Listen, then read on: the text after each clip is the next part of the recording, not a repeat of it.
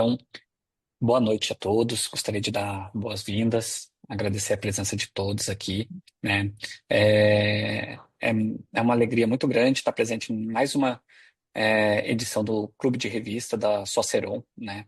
O objetivo aqui é trazer as atualizações científicas e tentar trazer para o nosso contexto, nossa realidade aqui do Brasil e também aqui de Rondônia, né? Essa semana aqui em Rondônia, inclusive, temos mais um evento científico no interior, né, em Cacoal, mais uma discussão de cardiologia.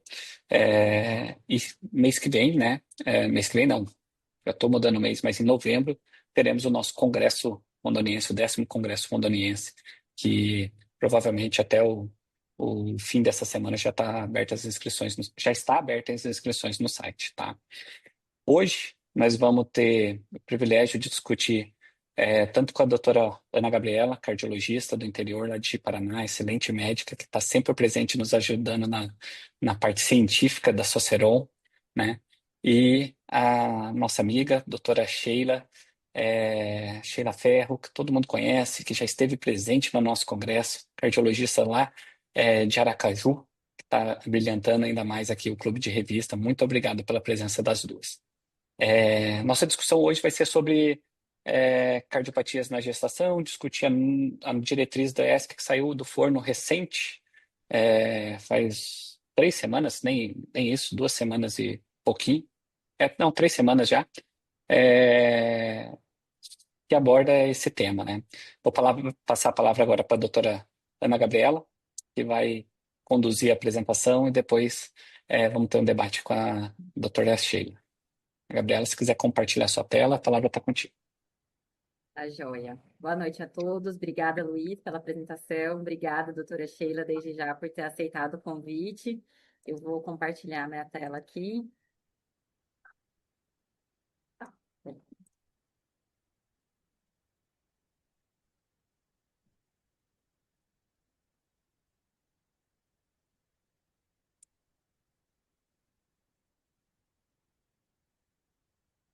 Tudo certinho? Vocês conseguem ver? Sim, Perfeitamente. perfeito, perfeito. Bom, então, hoje a gente vai conversar um pouco sobre essa nova diretriz que saiu agora, dia 29 de agosto, tem um mês praticamente que ela foi publicada lá no Congresso Europeu, né? Então, a gente está em meio aí muitas novidades, né? Acabou de acontecer o Congresso Brasileiro de Cardiologia, onde só aqui no Brasil foram lançadas 6 novas diretrizes, e a gente teve as lançadas no ESC também desse ano. Então, é um desafio esse ano se manter atualizado. Então, eu tentei sintetizar ao máximo aqui os principais pontos de mudança mesmo dessa nova diretriz. E a ideia é que seja uma coisa mais prática, né? Eu acho que ler a diretriz, isso é mais fácil cada um fazer em casa, né? Mas aqui é trazer os principais pontos e, claro, aproveitar a expertise da doutora Sheila, que é fera aí nesse assunto de cardiopatia e gestação. Estava lá no ESC, onde a diretriz foi lançada, esteve agora no Congresso Brasileiro, onde ela participou também do posicionamento brasileiro, né, que o Departamento de Cardiologia da Mulher lançou. Então, eu acho que a discussão vai enriquecer um pouco mais, então eu vou tentar ser mais breve aqui na apresentação da diretriz. Bom, a última diretriz que a gente tinha, europeia, né, sobre doenças cardiovasculares na gestação foi de 2018, então teve algumas atualizações. Então, só para uma breve introdução aqui, as doenças cardiovasculares, elas são a principal causa de mortalidade, né, e morbidade maternas, e reduzir esses números tem sido uma das prioridades atuais da OMS, né, da Organização Mundial de Saúde. Então, o cenário que a gente tem hoje, foi isso que foi atualizado de 2018 para cá, é que o número de gestações e de partos com mulheres portadoras de doença cardiovascular tem aumentado por diversos fatores. O primeiro deles é a idade materna, né? As mulheres estão demorando mais para engravidar, então na primeira gestação ela está ocorrendo numa idade materna mais avançada.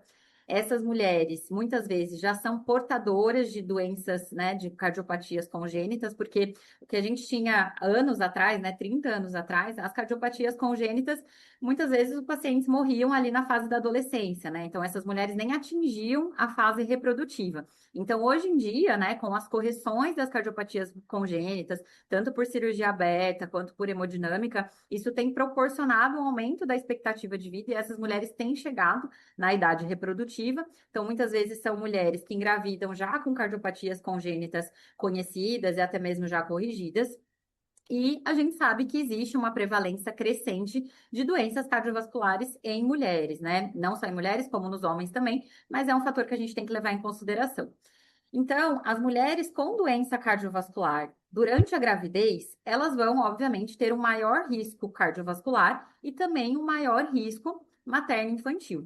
Então, uma coisa que a diretriz frisou bastante é que a gente tem que olhar essa mulher não só após ali o parto e o puerpério, mas sim dar um segmento para essa mulher. A prevenção secundária para essa mulher, ela vai ser crucial. Então, a gente não pode abandonar essa mulher assim que a gestação termina, que o puerpério termina. A gente tem que seguir olhando. E é uma lacuna que a gente acaba tendo, né? Mesmo aqui nos grandes serviços no Brasil, muitas vezes essas mulheres elas acompanham no ambulatório, por exemplo, de cardiopatia e gravidez, né? Dante Pazanese, Incor, muitos locais têm esses ambulatórios, mas depois que ela deixa de ser uma gestante, ela acaba perdendo esse segmento. Então a gente precisa ter esse segmento. É uma das coisas que a diretriz reforçou bastante.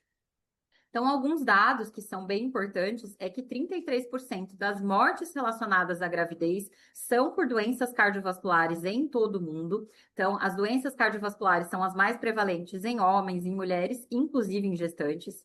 Cerca de 4% das gestações são complicadas por doenças cardiovasculares, e esse número aumenta para 10% se a gente incluir eclâmpsia, pré-eclâmpsia, as desordens hipertensivas, né?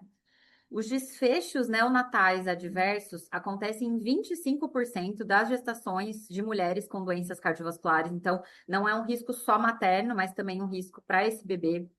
68% das mortes maternas podem ser evitáveis, né? Então, assim, são dados alarmantes, mas em 68% dos casos a gente consegue evitar.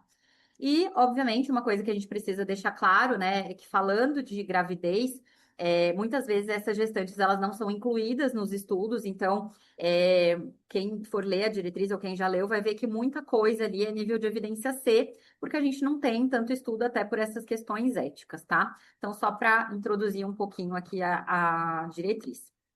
Então, eu tentei sintetizar o que eu achei que são os principais pontos aí de atualizações.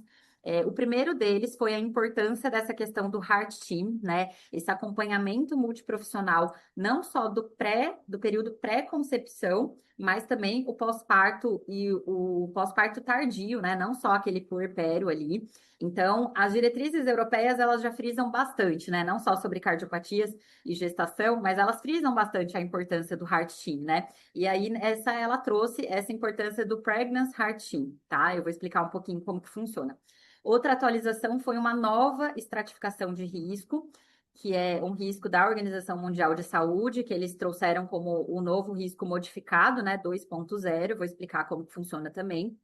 Ela frisou novamente os medicamentos contraindicados e os medicamentos que são preferidos, e isso não teve tanta mudança, mas é bom a gente relembrar. A questão do AS em baixas doses, como prevenção da pré-eclâmpsia, eu vou falar sobre isso também.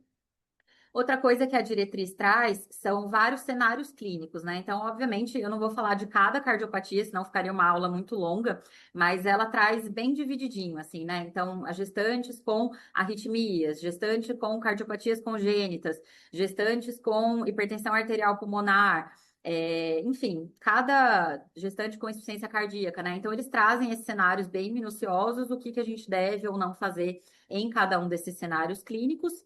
E depois também ele frisa essa questão desse foco em adversos obstétricos, né, como ele coloca, como marcadores de risco cardiovascular no futuro. Então, aquilo que eu comentei a gente tem que aprender a seguir essa paciente no longo prazo também. Então, falando um pouquinho sobre esse Pregnancy Heart Team, né, como eles colocam, qual que é o embasamento disso? As pesquisas mostram que ter essa equipe, principalmente nos hospitais de referência, fornece melhores resultados maternos, fetais e também nos serviços de saúde de um modo geral, incluindo a redução das taxas de mortalidade, readmissão e segurança do paciente. A avaliação de risco, esse desenvolvimento de plano de cuidados, educação da paciente e um acompanhamento psicológico tem que ser um dos trabalhos desse Pregnancy Heart Team, né? E a seleção da paciente que vai necessitar esse acompanhamento vai ser baseada nessa estratificação de risco que eu vou explicar um pouquinho ali na frente. Então, não que toda gestante precise ser acompanhada nesse Heart Team, mas aqui se enquadrar numa categoria de risco aí mais alto. Então, o que ele coloca é que precisa ter esse contínuo, né? Então, desde lá da fase pré-concepção, a primeira coisa que a gente precisa fazer é estratificar o risco dessa paciente de acordo com o score que eu vou explicar. Ele fala muito também nessa diretriz sobre o aconselhamento genético, sobre o aconselhamento, né, de estilo de vida, as questões das técnicas de reprodução assistida, ele cita também a revisão de todas as medicações que aquela paciente usa, né? Então, isso é uma coisa que a gente precisa fazer mesmo antes dela engravidar.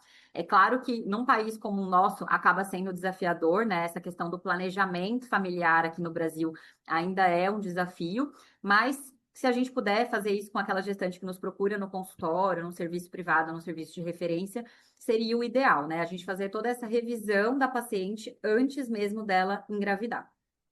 E aí, orientar também, né, otimização clínica, né? Como eu falei, rever as medicações que a paciente usa, quais podem ser mantidas, quais precisam ser suspensas, e até mesmo avaliar a questão de métodos contraceptivos, se for o caso de uma gravidez proibitiva, vamos dizer assim. Depois, durante a gestação, né? Aí é como eu falei, ele coloca cada uma daquelas comorbidades, né, para a gente seguir ali a linha de raciocínio, então, específico para cada doença, mas o importante é que tenha um acompanhamento regular, né, uma reavaliação desse risco, e a gente documentar esse plano de tratamento, que obviamente vai ser feito com uma equipe multiprofissional, né? Depois, ali na época do parto, né, a gente precisa avaliar o termo, né, o timing desse parto e o tipo de parto, né, cesariana ou parto vaginal. A diretriz coloca que, obviamente, isso não vai ter necessariamente a ver com as doenças cardiovasculares. Na grande maioria das vezes, mesmo uma mulher portadora de doença cardiovascular, ela pode ser submetida a um parto normal. Mas isso, obviamente, vai ser tudo dividido, né? Com as indicações ali obstétricas, também com a equipe de anestesia, também com todas as equipes que acompanham ali no parto, né? Enfermeira obstétrica, fisioterapeuta, etc. E aquela questão do manejo ali de drogas e também de controle de sangramento, né? Depois, ali no pós-parto, na época da amamentação, da lactação, a questão da contracepção, né? Essa mulher, muitas vezes, ela não vai poder engravidar num curto período de tempo, ela precisa ser orientada quanto a isso. E aquilo que eu falei, que é esse segmento materno aí pós, né? E depois, como eu disse, essa questão do longo prazo, né? O pós-parto tardio. Identificar quais foram aí os problemas que essa paciente teve durante a gestação e ter esse aconselhamento, né? Ele cita essa questão do Women's Heart Clinic, né? Então, ter um segmento para essa mulher específico e continuar avaliando o risco cardiovascular dessa mulher, mesmo quando ela deixa de ser gestante. Então, como eu disse, né, para a gente avaliar se essa mulher vai precisar, se essa gestante vai precisar ser acompanhada nesse Heart Team, a gente precisa fazer essa estratificação de risco. Então, esse risco, ele já existia, é um risco estabelecido pela OMS, mas que ele foi modificado. Então, é a versão 2.0. E é uma estratificação de risco da mãe, mas que vai impactar também no risco fetal. Então, essa classificação, ele vai de 1 a 4, tá? O risco 1 seria um risco muito baixo, e o 4 é aquele risco que muitas vezes a gente precisa, inclusive, contraindicar a gravidez. Então, o que se enquadraria aqui no risco 1, que seria o risco baixo? Por exemplo, aquela paciente, aquela gestante que tem um prolapso valvar mitral leve, né? Esse risco número 1, ele impacta em menos de 10% de complicações no parto e no pós-parto. Então, por exemplo, uma gestante que tem prolapso, ela pode engravidar né? Ela pode seguir essa gestação naturalmente, não precisa necessariamente acompanhar por um heart team. Ela vai ser considerada uma paciente que praticamente não tem nenhum problema cardiovascular. Ela vai seguir esse acompanhamento da doença dela depois, mas não existe nenhuma atenção especial, vamos dizer assim, durante a gestação. A partir do risco 2 para 3, que ele coloca como intermediário, a partir dessa categoria, então por isso que eu separei. Então, o que está em vermelho, em teoria, ela não precisaria acompanhar nesse Pregnancy Heart Team, mas do 2 para 3, do 3 e do 4 em diante, já seria uma paciente para entrar nessa equipe multiprofissional. Então, o que seria o risco intermediário? Seria aquele risco inferior a 20% de complicações, E aí entram, por exemplo, a presença de taquiarritmias supraventriculares, cardiopatias congênitas que já foram corrigidas, né? Então, eventualmente, ela tinha uma CIV, uma CIA ali na infância, já foi operada, tá tudo estável. É uma paciente que pode seguir aí, ela vai precisar desse acompanhamento, mas não vai ter mais do que 20% de taxa de complicação durante essa gestação. Essa categoria de risco alto, que seria o grau 3, já envolve pacientes com alguma cardiopatia mais importante. Então, por exemplo, se ela tiver uma insuficiência cardíaca com disfunção ventricular moderada, né, uma fração de ejeção ali entre 30% e 45%, alguns outros tipos de arritmias, uma estenose mitral moderada, por exemplo, esse risco já fica um pouco maior, mas ainda é um risco inferior a 30%. E por último, o risco 4, né, que seria o muito alto, já é um caso em que a gente precisa muitas vezes contraindicar essa gravidez. Então, por exemplo, paciente com disfunção ventricular esquerda importante, né, abaixo de 30% de fração de ejeção, estenose aórtica importante e sintomática, insuficiência mitral, estenose mitral importante, hipertensão arterial pulmonar grave, porque essa categoria de risco já implica em mais de 50%, então já são pacientes que a gente precisa ficar mais de olho. Então, o que esse Heart Team basicamente ele vai fazer? Ele precisa fazer um aconselhamento desde lá do período pré-gestacional em todas essas pacientes, essa estratificação do risco. Deixa eu só passar o próximo slide aqui que está mais completo. Bom, então, como eu falei, né, a partir do risco 2 para 3, desde o período pré-gestacional até o pós-parto tardio, precisa ser acompanhada por esse Heart Team. Nas pacientes que já tinham doença cardiovascular conhecida quando engravidaram, né, a gente precisa fazer uma nova estratificação de risco, de preferência antes dela engravidar, para poder fazer o segmento, justamente aquilo que estava escrito no slide, né, para rever as medicações, para minimizar complicações aí. Como eu disse, essa estratificação de risco precisa ser compartilhada com a equipe de ginecologia, obstetrícia, anestesia, etc. E como eu comentei, né, muitas vezes no risco muito alto, que seria o 4, a gente vai precisar contraindicar essa gestação. Mas o que a diretriz coloca é que a gente precisa levar em consideração a autonomia dessa paciente. É claro que muitas vezes vai ser necessário um aconselhamento psicológico, né? Outras áreas aí vão precisar entrar, mas muitas vezes essa paciente, na maioria das vezes, a gente precisa respeitar a autonomia dessa paciente. Bom, então, essa é a figura que está presente na diretriz, né? Colocando aqui a gestante no centro, né? A gente, enquanto cardiologista, a equipe de obstetrícia, né? Seja os médicos, ginecologistas, obstetras, mas também enfermeira obstétrica, fisioterapeuta, etc. Os anestésios, e muitas vezes a gente vai precisar ampliar um pouco essa equipe multidisciplinar aí, a depender do caso de cada paciente. Então, por exemplo, se for algo relacionado à genética, um geneticista, se tiver algum tipo de acompanhamento pulmonar, a equipe de pneumologia também, né? Muitas vezes, como eu falei, psicólogo, assistente social, essas coisas. Então, a ideia que eles quiseram colocar é respeitar a autonomia da paciente, então deixar a gestante no centro, a gente, enquanto cardiologistas, junto com a equipe de GO e anestesia, e quando necessário, ampliar ainda mais essa equipe. Agora, falando um pouquinho sobre as medicações que são indicadas e contraindicadas. Como eu falei, em relação às últimas diretrizes de 2018 para cá, não teve tanta mudança, né? As medicações indicadas continuam sendo metildopa, nifedipino via oral e algumas medicações que a gente não tem tão disponíveis aqui no Brasil, como labetalol, nicardipina intravenosa, urapidil. E aí, nas crises hipertensivas, né? Eles colocam a hidralazina intravenosa como escolha, mesmo que sendo uma segunda linha. Para arritmias durante a gestação, eles autorizam o propranolol e o nadolol, e para insuficiência cardíaca, eles aconselham a gente preferir o metoprolol e o bisoprolol, succinato, tá? De metoprolol ou o bisoprolol. Então, isso não teve tanta mudança.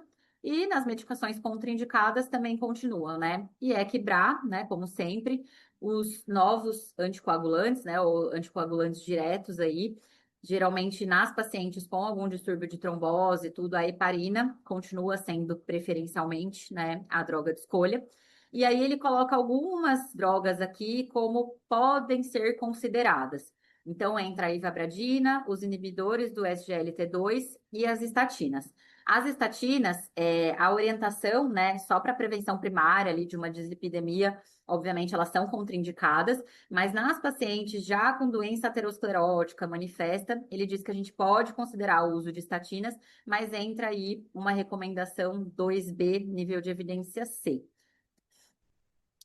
Bom, e aí também na diretriz ele coloca lá doença por doença, né? Quais medicamentos a gente pode escolher ou a gente deve evitar. Mas eu acho que no dia a dia aqui nosso do cardiologista, os antipertensivos são os mais que geram dúvida, né? Muitas vezes nós cardiologistas somos chamados, né, para avaliar gestantes no hospital. Muitas vezes ginecologistas e obstetras encaminham para a gente no consultório quando observam essa elevação da pressão. Então, eu acho que isso não mudou tanto, né? Mas para a gente lembrar que as drogas que podem ser utilizadas são a metildopa, nifedipina, a betalol, propranolol, metoprolol e o olodipino, que aqui no Brasil a gente tem mais disponível. Talvez a gente possa considerar a hidralazina, hidroclorotiazida e indapamida, né? Essas classes de diuréticos e mais a hidralazina, mas nunca a gente deve utilizar IECA, BRA, o alisquireno, né? Inibidor direto da renina e atenolol, tá? Bom, outro ponto da diretriz, como eu comentei, foi essa questão do uso do AS em baixas doses como prevenção na pré-eclâmpsia. Como que funciona isso? A dose que eles recomendam seria de 75 a 150 miligramas por dia. E o tempo certo, né, para a gente iniciar essa medicação seria a partir de 12 semanas. Aqui no Brasil, algumas recomendações falam 16 semanas, depois até quero ouvir a experiência da doutora Sheila. E suspender com mais ou menos 33, 36 a 37 semanas, porque daí já entra a questão do risco iminente dessa paciente entrar em trabalho de parto. Então, seria essa a janela e a dose preferível como prevenção da pré-eclâmpsia. Por último, a questão dos esses eventos adversos obstétricos, né, como marcadores de risco cardiovascular futuro. Então, essa é uma coisa que essa diretriz ela trouxe bastante, frisou bastante, né, que algumas coisas que acontecem durante a gravidez configuram um maior risco para aquela mulher. Então, mesmo quando ela deixar de ser uma gestante, deixar de ser uma puérpera, a gente precisa manter esse acompanhamento. E aqui no Brasil é muito comum a gente ver isso, né? Assim, essa mulher que usou metildopa durante a gravidez mesmo ali depois, né, de muitos anos, às vezes o filho já tem 5, 6 anos, e a gente pega essas pacientes usando metildopa até hoje, quer dizer, nunca mais ela fez uma avaliação cardiológica, né, não foram modificadas as drogas, muitas vezes essa metildopa não está mais controlando a pressão, e essa paciente está correndo um risco aí cardiovascular desnecessário, porque perdeu esse segmento. Então, é muito importante a gente ter esse acompanhamento no longo prazo. Então, quais seriam esses eventos adversos obstétricos que a gente precisa ficar de olho? Primeiro deles, o diabetes gestacional, a gente sabe que aumenta muito o risco cardiovascular dessa paciente. Segunda questão é o parto prematuro, então é aquele parto que ocorre ali após 20 semanas, mas antes de 37 semanas, é o que a diretriz coloca. Quando esse bebê, né, esse RN, ele nasce ou pequeno demais para a idade gestacional ou grande para a idade gestacional, né, o que a gente chama de PIG e GIG aqui na pediatria. Então, pequeno seria abaixo do percentil 10 e grande para a idade seria acima do percentil 90. Esses dois extremos configuram um maior risco para aquela gestante. Pacientes também que tiveram descolamento prematuro de placenta, ou mesmo abortos espontâneos, ou natimortos também, né, que já nasceram ali com mais de 28 semanas, isso tudo aumenta o risco dessa paciente.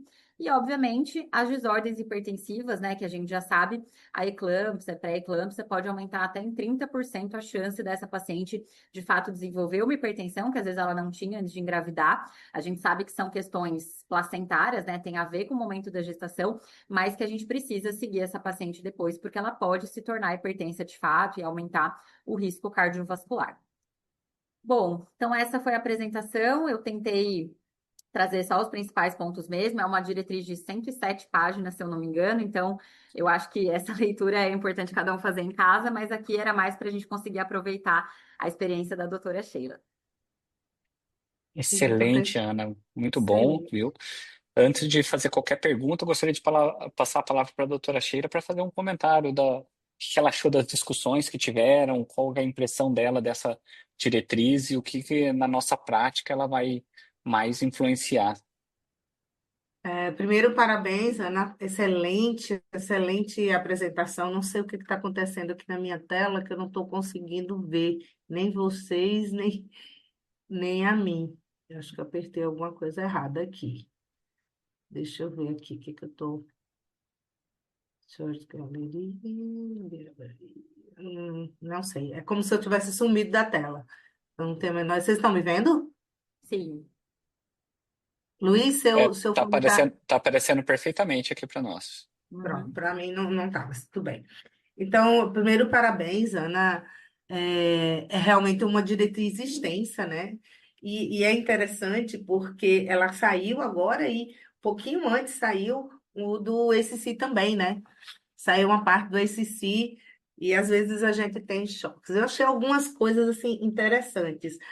É muito bom ouvir falar em heart team para a gravidez, porque na realidade a maioria dos países já trabalhavam com isso de uma forma extraoficial, né?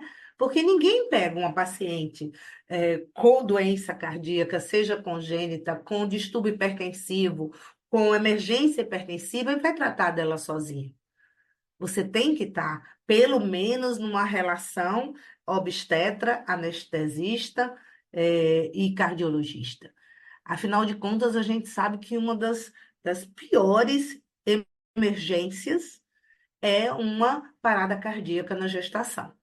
E é uma faixa extremamente alta de óbito, exatamente porque você só tem 4 minutos para intervir.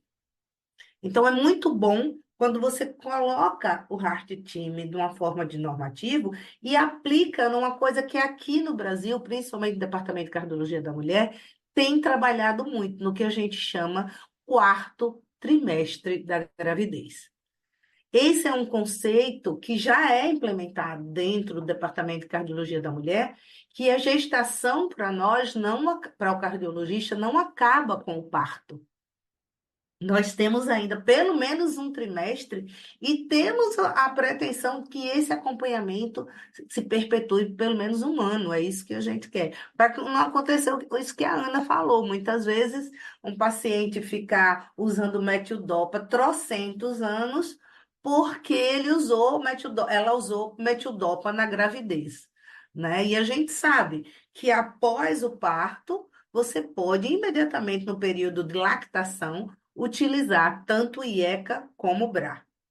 Tem algumas coisas que eu achei interessante nessa diretriz, que foi o fato, por exemplo, de não se voltar a tocar no sotalol. Sotalol é um antiarrítmico que nós tínhamos uma experiência muito vasta. Eu acho que todo mundo que fazia cardiologia da mulher, todo mundo que fazia cardiopatia e gestação, trabalhava com o sotalol com uma segurança enorme. E aí, se não me engano, eu acho que foi na diretriz de 18, ele sumiu do mapa, estava proscrito e realmente não voltou nunca mais. E hoje está vindo com a maior segurança para a gente retornar ao uso do propanolol, continuo considerando a arritmia, mas lembrando que o atenolol em nenhuma fase, nunca, né? O fato de lembrar sempre da espironolactona, que também não pode ser usada, e muitas vezes o paciente fica, ele chega. Porque, na realidade, a mulher chega grávida, principalmente a mulher do sistema do SUS, do nosso, ela chega para nós, ela já chega grávida. Ela já chega grávida, Exato. tomou losartana 3 vezes. Uhum. Essa é a nossa Bem, realidade, né? Em qualquer lugar desse país, eu acredito. E a gente vê que a gente tenta consertar um pouquinho o problema, né? Tenta moldar, mas na realidade, se tivesse de ter tido uma, um problema embrionário, já teria tido, porque é muito é, raro ela vir. Então, eu acho que a implementação do Heart Team, ele começa a solidificar uma coisa chamada de planejamento familiar. uhum. Isso é primordial na vida Perfeito. do cardiopata. Esse eu acho que foi de tudo que aconteceu nessa diretriz, de todos os detalhes e ajustes, eu acho que esse, sem dúvida, foi o ajuste mais importante, na minha opinião. Tem coisas assim pontuais, né, que não estão nem de longe perto da nossa realidade. A gente tentar trazer o aconselhamento genético para uma constância é difícil. Se vocês aí conseguem, em Rondônia, por aqui em Aracaju, a gente não consegue, não. Tá botando Difícil, a difícil. mulherada para fazer aconselhamento genético, a gente está sofrendo o cão que o diabo amassou para as cardiopatias estruturais, com alto risco de morte. Imagina, eu vou estar grávida. Aí é que vai ser difícil. É, Mas é é bem uma por coisa aí. que, né, que a gente tem que caminhar para isso. E essa Vamos, escolha de cardiodesfibrilador vestígio, eu acho que é muito interessante, muito bonitinho, é mas difícil. para a nossa realidade ainda vem uma geração, uns 50 anos para esse cardiodesfibrilador estar disponível nas nossas redes para as nossas mulheres. Vamos continuar fazendo o nosso preparo físico, porque não vai ser bem por aí, não. É bem por aí.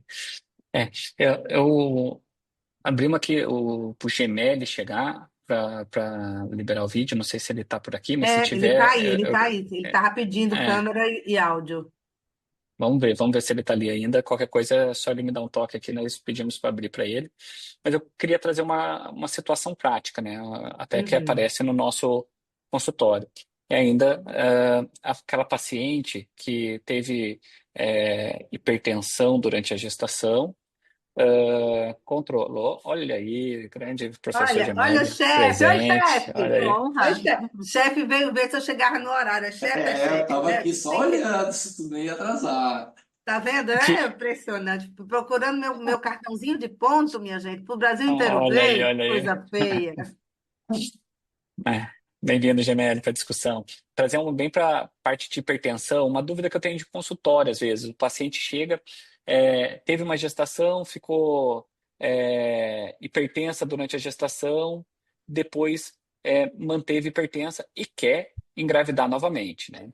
Essa paciente não tolerou o bloqueador do canal de cálcio, ficou com metildopa, e daí com IECA controlou, mas ela decidiu de novo engravidar. Como que você faz essa transição? Tenta bloqueador de canal de cálcio de novo, vai para o metildopa, e aí? Propanolol? Bom, vamos estabelecer os critérios. A primeira coisa, e aí a gente está falando de hipertensa, ou cardiopatia congênita corrigida, ou cardiopatia congênita não corrigida, até com Eisenmenger, é que quando uma mulher quer engravidar, não tem assunto médico que mude essa decisão. Você pode trazer o Papa, um pastor, um bandista, um candomblessista, o Hare Krishna para tentar conversar e ela vai dizer: Eu quero ser mãe, eu quero gestar.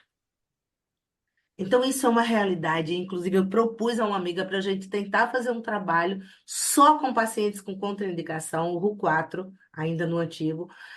Por que que elas insistem em engravidar, mesmo sabendo? E por que quando você chega para essa mulher e diz, você vai, o risco é de você morrer ou o bebê morrer. Doutora, se for para um dos dois morrer, deixe meu filho nascer. Então, é muito difícil, você não vai conseguir impedir. No caso da paciente, da sua paciente, ela é uma paciente que não controlava, não é isso? Ela não controla bem com, com o Ela, metidopa, ela só controlava isso. com IECA e BRA. Não tem conversa. Não tem muito o que conversar. Quer engravidar? A gente vai trabalhar com os fármacos que nós temos.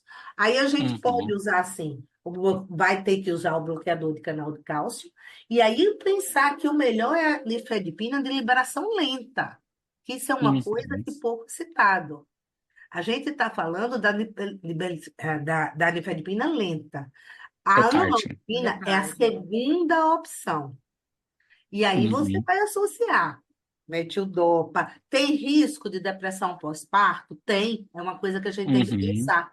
Altas doses de metildopa, principalmente quando você consegue chegar a 2 gramas de metildopa, você tem um risco, você tem que vigiar sua doente. Mas você não vai poder impedir essa mulher de ser mãe. Então, você Uhum. vai usar o seu arsenal mesmo. No Brasil, o que é que nós temos? Metildopa, nifedipina, metoprolol, hidralazina, metoprolol, nessa ordem cronológica. E esperar que ela não tenha uma emergência. Vigiar a proteinúria, vigiar a pré-eclâmpsia. É a mesma coisa, nem toda pré-eclâmpsia você vai pegar uma proteinúria. Muitas vezes, essa paciente está com pré-eclâmpsia com sinais clínicos, físicos, antes dos laboratoriais. É o nariz que aumenta, é a aliança na mão. Não tem aliança, não, viu? Sim. Graças a Deus. É a aliança na mão que incha. É o pezinho que já chega mais inchadinho do que a gente espera. Então, você tem que trazer essa paciente para junto de você. Certo. Eu tive uma paciente, um caso extremamente complicado, nós inclusive publicamos no congresso, no último congresso do DHA, e compartilhamos a angústia com o professor Alexandre Lucena, lá do Recife, e essa paciente nós chegamos a usar 2 gramas de metildopa nela, 200 miligramas de metoprolol, 90 miligramas de nifedipina e 50 de hidralazina. Mas essa gestação veio a termo, o bebê nasceu, e a gente ainda está investigando essa paciente, porque eu já tentei todas as investigações secundárias foram negativas, a não ser que ela tenha uma disfasia lusória, que é por uma artéria subclávia aberrante, mas que teoricamente não teria influência. Ela tem uma obesidade grau 3 também, né? Mas Uhum. veja que até é monitorar. No caso, ela chegou para mim, e foi um caso muito difícil, porque essa paciente fez o diagnóstico na 14ª semana, usando altas doses de valsartana. Ela usava, na época, ela já tinha o diagnóstico de hipertensão resistente, que é uma outra coisa. Saber classificar essa paciente sua, será que ela não já era uma paciente hipertensa, que foi descoberta de forma ainda não classificada? Nessa diretriz, ela fala nisso, na gravidez ainda não classificada, se é depois de 20, se é antes de 20, ela fala nessa não classificada, de forma que você só vai dizer se ela é crônica ou não, se depois do parto ela regrediu ou não. Então, o diagnóstico de hipertensão resistente verdadeira, ele é muitas vezes subdiagnosticado, não sabe, a mulher que tem essa hipertensão resistente, ela engravida usando altas doses de medicações e depois você tem que fazer um planejamento para o estado gestacional, que é muito complicado. Eu acompanhei da 15ª semana até o parto essa paciente toda semana. Ela vinha para mim todo Toda semana. sistema SUS, toda semana. Uhum. Porque a pessoa que estava cuidando dela, a cardiologista que inicialmente pegou, é, disse que não tinha condições emocionais de seguir o caso dela, não, porque ela era muito difícil de tratar e ela era rebelde, sabe, também. Então, assim, não tem o que fazer, você tem que dispor. Nós não temos labetolol, não adianta. A maioria Tem dos que ir com as pacientes. armas que tem, né? Hein? Nós temos que usar as armas que temos, né? O Exatamente. E o Betalão que tá fora da. chega, o paciente que é grave mesmo, ele chega na nossa mão, ele chega na mão de todo mundo, é o paciente que vem do SUS. Não é o paciente que consegue buscar labetolol no Reino Unido e ele importa. Não é, Uhum. né? Não é. Ele é o que vem do SUS mesmo. E aí esperar. Saiu o bebê, aí eu já entro, normalmente, Direto. entro logo no mesmo dia, após a retirada do feto. E a gente sabe que essas pacientes, elas têm um padrão de desenvolvimento de complicação cardiovascular a longo termo muito grande. Uhum. Elas estão classificadas como pacientes de alto risco cardiovascular mais Isso. tarde. Depois de 10, 15 anos, a gente sabe que esse paciente Se envolver. vai desenvolver uma doença mais estrutural. infelizmente. E você, professor Gemeres, qual que é a sua opinião? Você que tem um hair team de gestante em casa, praticamente. Bom, eu vou começar parabenizando vocês, porque é uma excelente ideia trazer esse tema para o debate. Parabéns, Aninha, pela aula. Você resumiu bem essa diretriz. Eu ainda não li toda, eu fui para a parte que me interessa mais, que é a hipertensão e insuficiência cardíaca.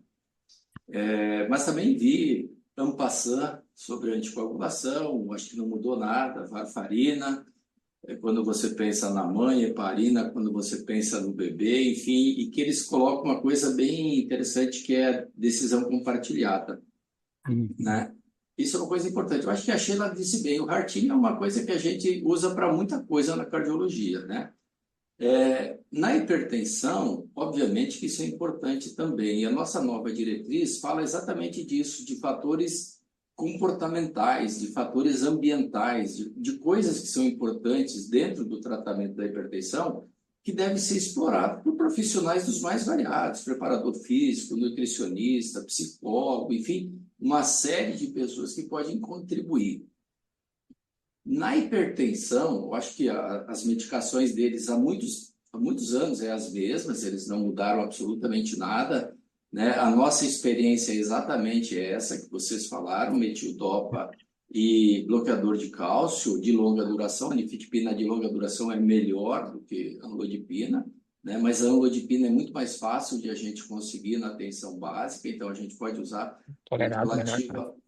com relativa segurança. E uma coisa importante, sempre que eu falo em hipertensão na gestação, eu sempre volto um pouquinho atrás. Eu acho que todo médico deve conversar com mulheres hipertensas em idade fértil, né? Tipo assim, você diagnosticou hipertensão, ela tem 30 anos, a primeira pergunta que eu acho que o médico tem que fazer é: você pretende ter filhos? Como é que está o planejamento familiar? Perfeito. Porque partindo dessa decisão, tu deve estabelecer uma estratégia terapêutica, né? Que não envolva o IECA e o BRA, já que o bloqueador do sistema renina é o principal mecanismo a ser bloqueado na hipertensão. Então, uma vez feito essa exploração, o passo seguinte é fazer um planejamento. Se engravidou, como Sheila disse, ninguém segura uma mulher que quer ser mãe, né? E se ela engravidou, eu acho que daí a gente parte para as ferramentas que a gente tem.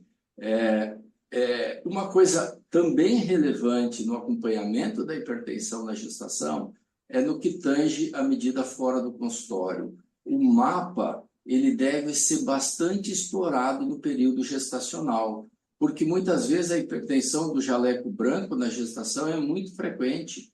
A mulher convive nesse contexto de Chega a gestação. 30%, na gestação chega a 30%. Exatamente, com um momento muito de instabilidade emocional, é o corpo que muda completamente a cada dia, né? Ou seja, ganha-se bastante peso durante a gravidez, então a mulher fica psicologicamente muito instável. E se tu tiver um desarranjo familiar para contribuir, aí tem tudo pronto para ter hipertensão do jaleco branco, ou seja, de chegar lá no médico, a pressão está 15, 16 ou 17, e o médico dobrar o remédio e ela chegar em casa e passar mal.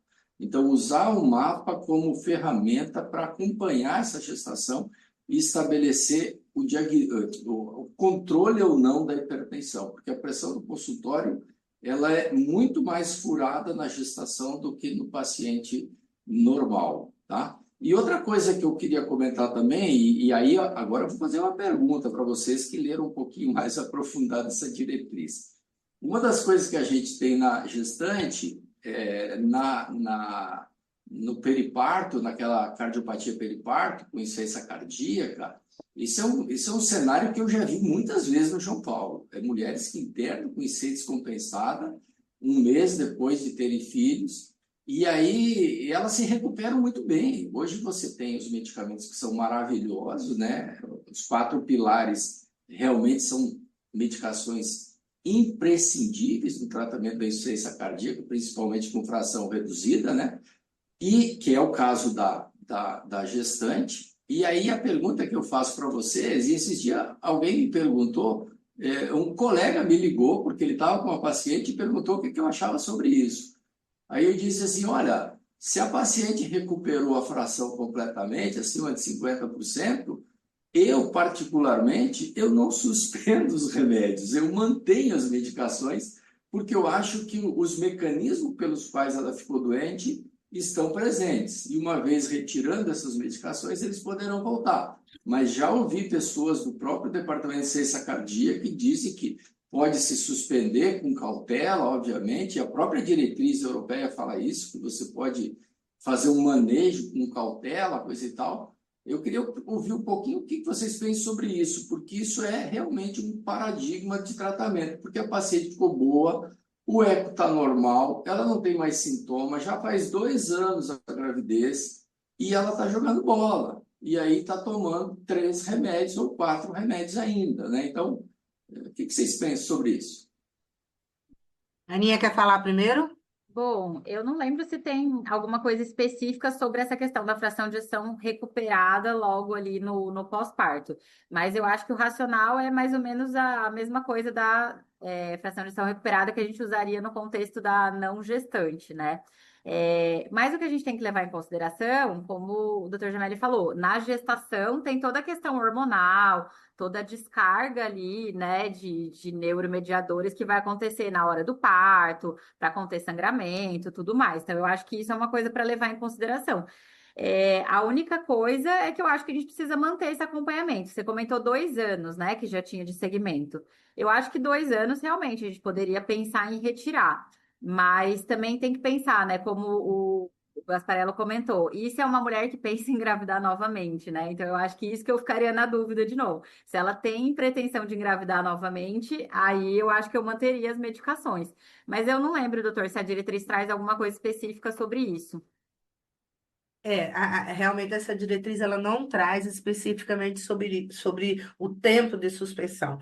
Na realidade, essa diretriz, inclusive, não cita um dos fármacos que, no Brasil especificamente, a gente tem estudado, tem visto resolutibilidade muito boa na cardiomiopatia periparto, que é a carbegolina. Ela só fala da bromocriptina.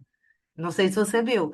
Então, assim, a doutora Regina Celli, lá de Fortaleza, ela tem uma experiência fantástica e ela foi estudar isso, se não me engano, na África do Sul, não, aquele outro que é junto, da Austrália.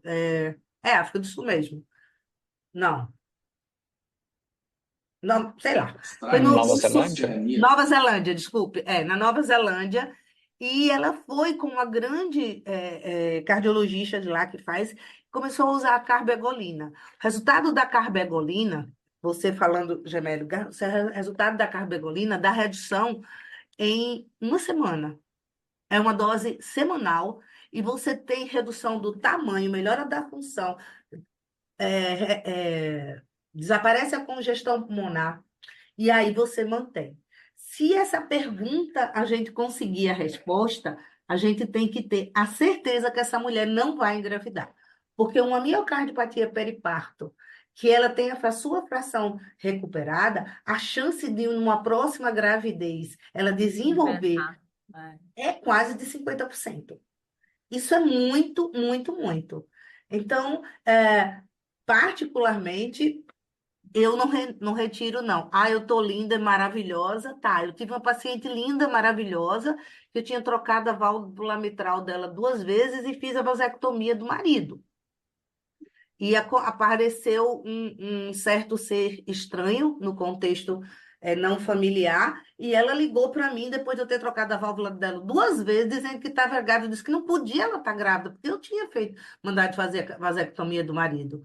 Mas foi de um apêndice que apareceu, né? Então, assim, tudo pode acontecer quando uma mulher quer engravidar, meu amigo. E ele deixar essa mulher desprotegida, talvez eu não deixaria com os 4 pilares, mas eu manteria, com certeza, com um beta-bloqueador e com um inibidor mineralocorticoide, por conta dos dois que, de forma já histórica, mostraram redução de mortalidade, certo? E por conta que são mulheres jovens, preço do SGLT2, essas coisas, e ficaria. Mas deixar zerado eu não deixo, não. Toda a que eu tive até hoje, eu não tirei nada. Tá todo mundo comportado, feliz e satisfeito. Mas eu já não já fiz laqueadura nas três que eu tive, e É, dessa vez eu fiz nela. Não, esse, não. esse tratamento com bromocriptina é meio que experimental, né? Porque, na verdade, Carpegolina, que você fala, é, bromocriptina, não, ela já é a bromo, estabelecida. pois é, mas ela é um bloqueador da prolactina, né? E se Sim. reconheceu a prolactina como sendo um dos mecanismos que fazia essa miocardiopatia, né? Então, exatamente por isso que a bromocriptina ficou estabilizada. A carbegolina que ainda não está Que ainda sendo não está. reconhecido, mas os resultados que a gente tem, eles são históricos, eles já são históricos. É uma coisa assim que precisa ser divulgada.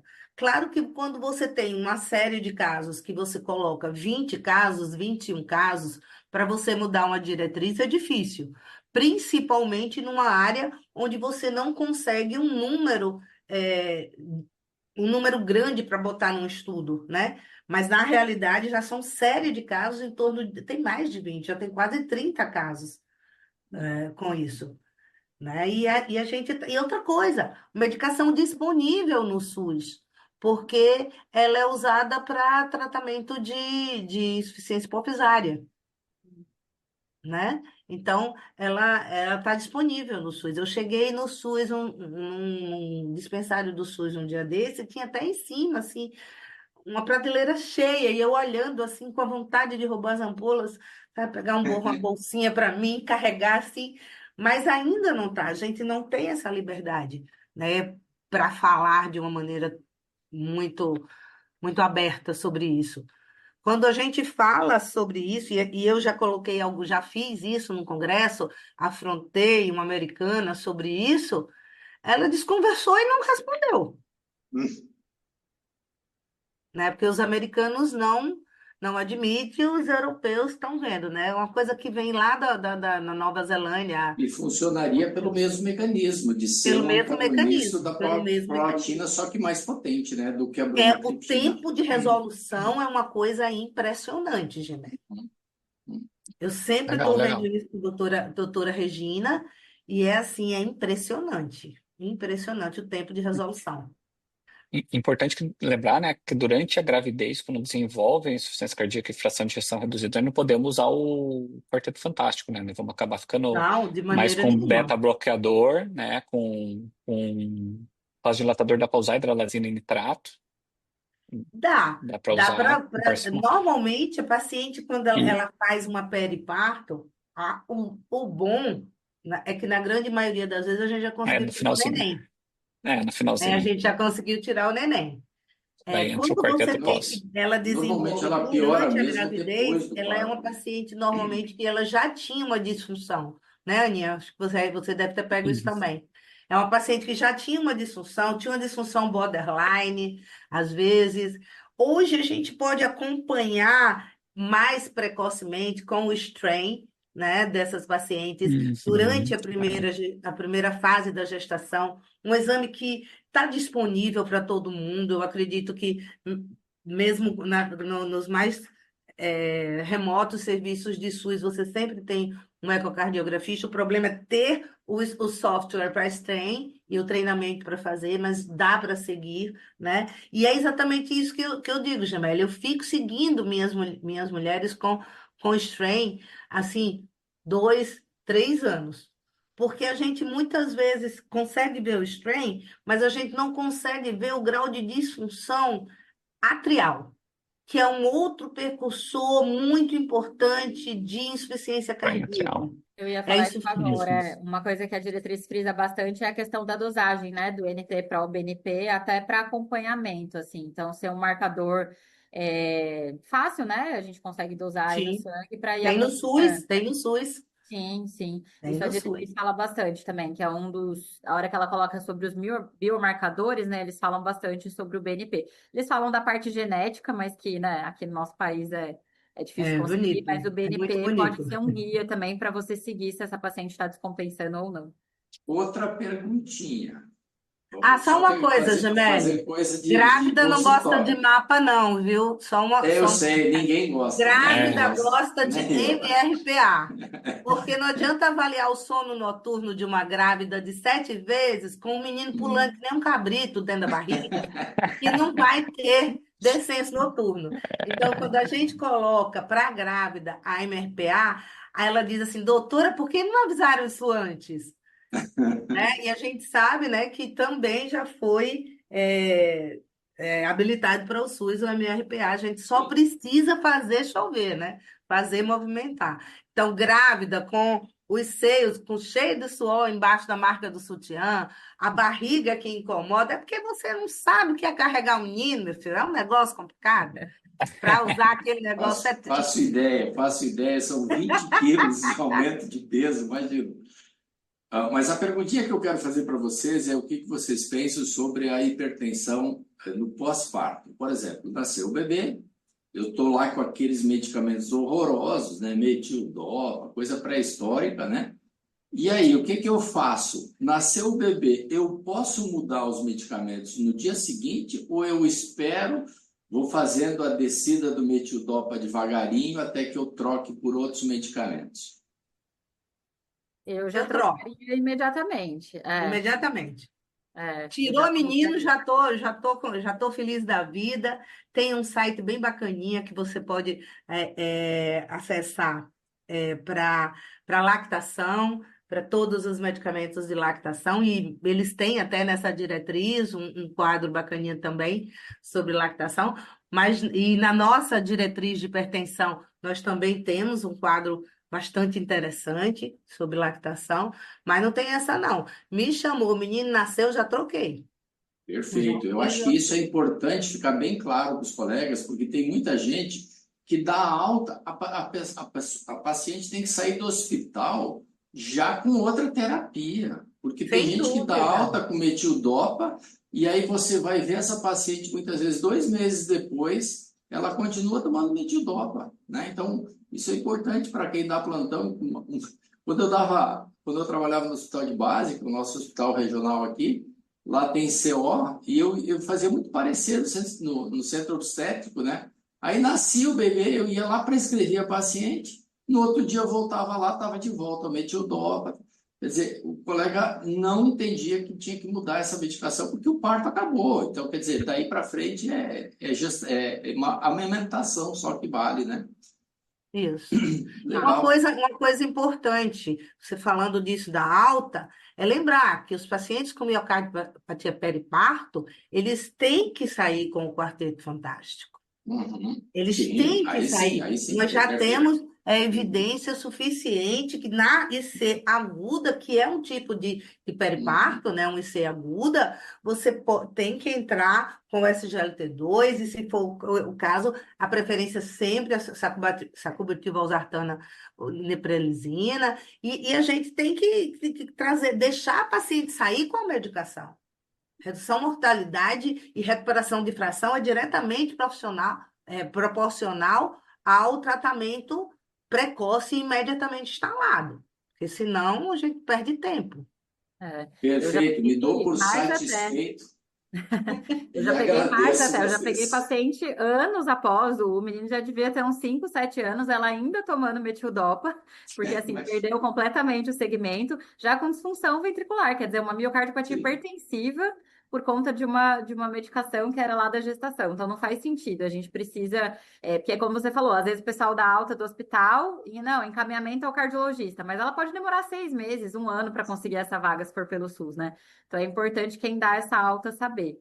E uma coisa que a doutora Sheila falou no início também é exatamente isso. Aqui no Brasil, na diretriz europeia é muito bonito, né? Tem muitos conceitos muito bonitos, mas a gente precisa olhar para a nossa realidade. É aqui Rondônia, é São Paulo, é Nordeste. A gente precisa olhar para o que a gente tem, né? Como o Luiz falou, usar as medicações que a gente tem, saber usar as que a gente tem. Tem umas na diretriz que nem existem no Brasil.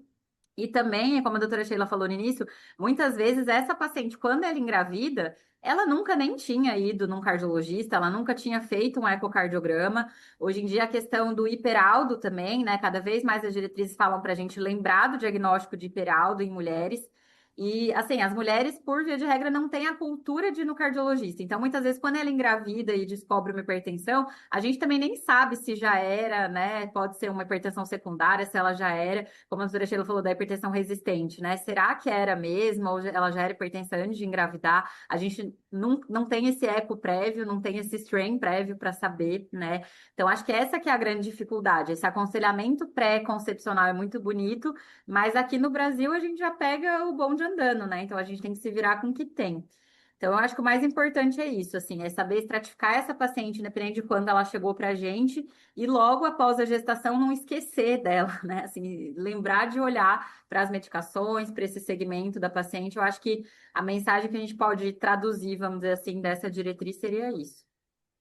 Eu acho fantástico isso, porque, olha, a gente tem o Antônio, o Antônio Gabriele, que é do DH, do Dante também, e a gente faz parte de um grupo chamado Hiperol do Brasil. É impressionante. O documento que saiu esse ano sobre hiperaldo, ele mostra uma prevalência que pode variar de 14 a 22. O Brasil tem 3 a 4. Tem 3 a 4. Então, Diagnóstico. a gente é um país abençoado que não tem hiperaldo? Não, a gente não está fazendo o diagnóstico, né? Como a gente não está observando a apneia do sono na mulher, que é outro fator de descontrole de pressão, porque a gente não está também considerando que a obesidade hoje é uma causa de hipertensão secundária, né?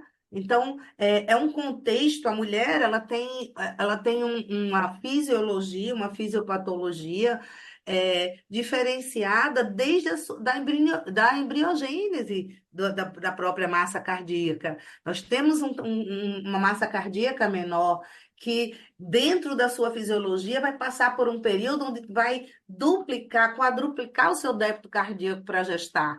Então, existem inúmeros fatores. Ela vive sob uma tempestade hormonal o tempo inteiro. A anticoncepção, seja ela oral ou injetável, ela é um fator de hipertensão arterial, né? Do mesmo jeito.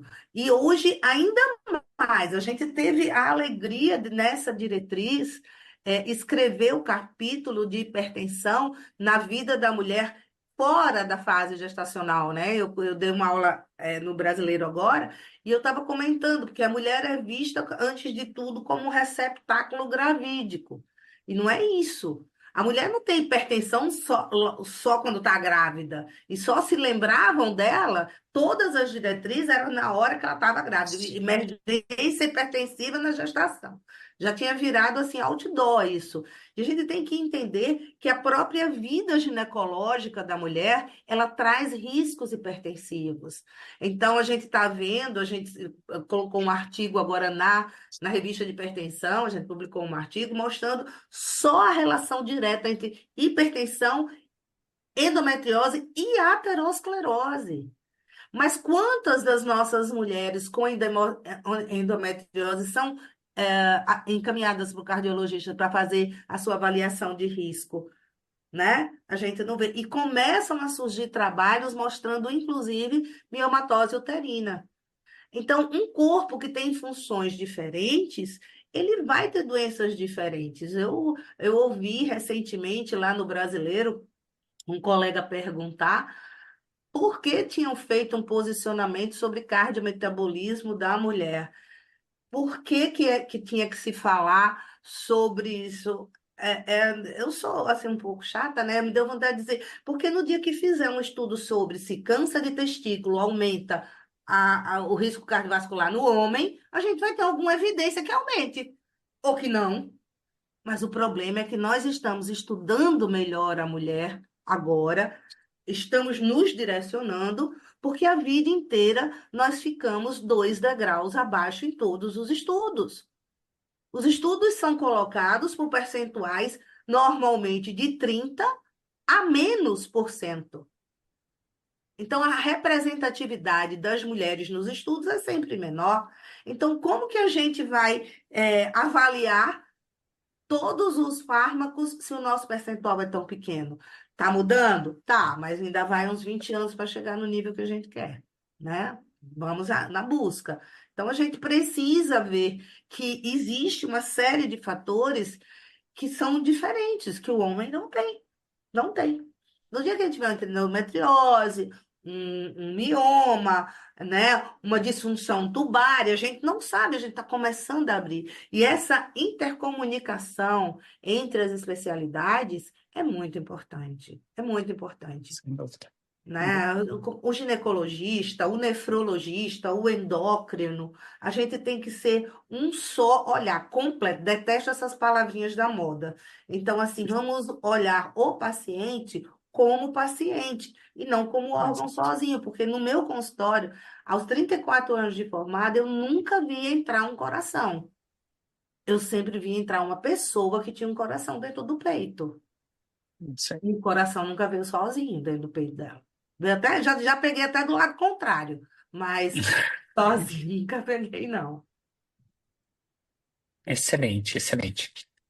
Pessoal, a diretriz é bem ampla, tem bastante tema ainda, tem parte de valvopatia, tem a parte de infarto em mulher, tem várias assuntos para abordar, mas o nosso tempo é curto, nós já estouramos nosso tempo, que a meta era 1 hora. Eu gostaria de agradecer muito a participação de todos, mas em especial da doutora Sheila, que está brilhantando aqui, a doutora Ana Carolina, que conseguiu é, resumir Gabriela. brilhantemente a diretriz, essa meta aí foi cumprida com êxito, e o professor Gemelli, que entrou aqui para brilhantar ainda mais também o nosso debate e enriquecer ainda mais. Vou passar a palavra para vocês, é só lembrar que as inscrições do Congresso Rondoniense de Cardiologia já estão abertas, tá? É só se inscrever e o nosso simpósio qual que é o RA? O congresso é o 10º, o simpósio é o 15º 15º, é o mais longevo de todos, né? do É o que tem mais planeta. edições de todos, né? É muito bom, muito bom. Do dia 14 a 16 de novembro, né? Então já façam a inscrição, garanta a vaga aí. A aula vai estar disponível para quem chegou no final no Macadu, né? O link vai ser disponibilizado nos grupos para todos. Passar a palavra para a doutora Sheila, doutora Ana e o doutor Gemelli para fazerem o encerramento. Muito obrigado a todos pela presença. Obrigada, Eu Luiz. que Obrigada, doutora agradeço. Sheila, por ter aceitado. Obrigada, Gemelli, pela presença. Falar de antihipertensivo aqui com o presidente do Departamento de Hipertensão não é para qualquer um, né? Que Obrigada responsa, pela hein? Na presença. frente do chefe. Pois é, se eu soubesse. Obrigada pela participação. Boa noite, pessoal. Eu que agradeço, assim, esse momento eu tive o prazer e a honra de conhecer Rondônia.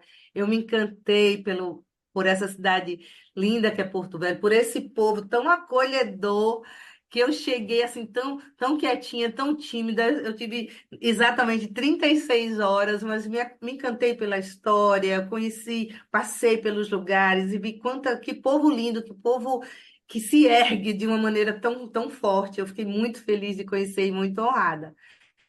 E eu quero terminar convidando todos vocês para que no último final de semana de novembro, separem esse final de semana e vão encontrar com a gente lá em Maceió, no Congresso do DHA, o Congresso Brasileiro de Hipertensão, do Departamento de Hipertensão da Sociedade Brasileira de Cardiologia.